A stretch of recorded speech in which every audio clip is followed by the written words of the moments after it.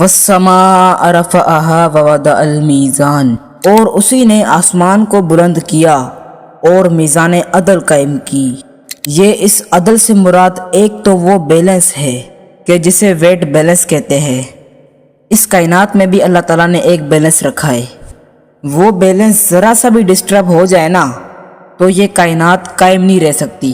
Even یہ جو big bang جس کے بعد کائنات کریٹ ہوئی ہے، یعنی اس کائنات کی جو کریشن ہوئی ہے اس بگ بینگ کے بعد، اس کا بیلنس ایسا تھا کہ اگر کوئی شخص بال پوائنٹ کو اس کی نوک پہ کھڑا کرے، کیا بال پوائنٹ اپنی نوک پہ کھڑی ہو سکتی ہے؟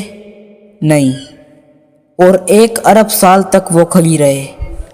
اتنا بیلنس ریکوائرڈ ہے اس بگ بینگ کے بعد اس کائنات کو کریٹ ہونے میں۔ تو اللہ تعالیٰ فرما رہا ہے کہ ہم نے آسمان کو بلند کیا اور پوری کائنات کے اندر ایک نظام قائم کر دیا، اور ہر چیز اللہ تعالیٰ نے بیلنس کی ہوئی ہے۔ آپ دیکھیں، یعنی زمین کے اوپر جو ہمارا واٹر سائیکل ہے، اس کو دیکھیں کہ کس طریقے سے بیلنس ہے۔ ادروائز جو تباہی انسانیت نے کر دی ہے، یہ تو زمین کب سے تباہ و برباد ہو جاتی۔ آپ کو پتہ ہے کہ 8 سے 25-30 سال پہلے لوگ اتنی باتیں کر رہے تھے کہ سر وہ 25ویں صدی میں تو اتنا ٹیمپریچر زمین کا ہائی کر دیا جائے گا۔ نہیں کیا، بلکہ کئی جگہوں کا تو ٹیمپریچر گر بھی گیا ہے۔ کائنات اللہ تعالیٰ شروع سے ہی بیلنس کر رہا ہے، تو اس بیلنس کا تقاضا یہ ہے کہ تم بھی بیلنس کرو، تم بھی عدل و انصاف پر قائم رہو۔ اللہ تطغوا فی المیزان، اور اس کو اسٹیبلش کون کرے گی؟ جوڈیشری، عدالتوں کا کام ہے کہ وہ انصاف کو قائم رکھیں۔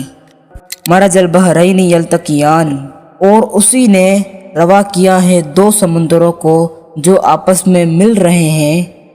بینہما برزخ لا یبغیان، لیکن اس کے باوجود ان کے بیچ میں ایک آر ہے جو ان کو آپس میں ملنے نہیں دیتی، اور اس کے اوپر سائنٹیفک یعنی تحقیقات پڑی ہوئی ہیں کہ یہ چند مسٹیریس فینومینوس میں سے ہے جو ابھی تک یعنی سائنس کو سمجھ نہیں آئی ہے کہ یہ 2 سمندر آپس میں کیوں مکس نہیں ہوتے۔ ظاہر ہے اللہ تعالیٰ نے اس کی کوئی جسٹیفیکیشن بھی رکھی ہوگی، یعنی فزیکل فینومین آف نیچر کے ساتھ ان چیزوں کو جوڑا ہوا ہے۔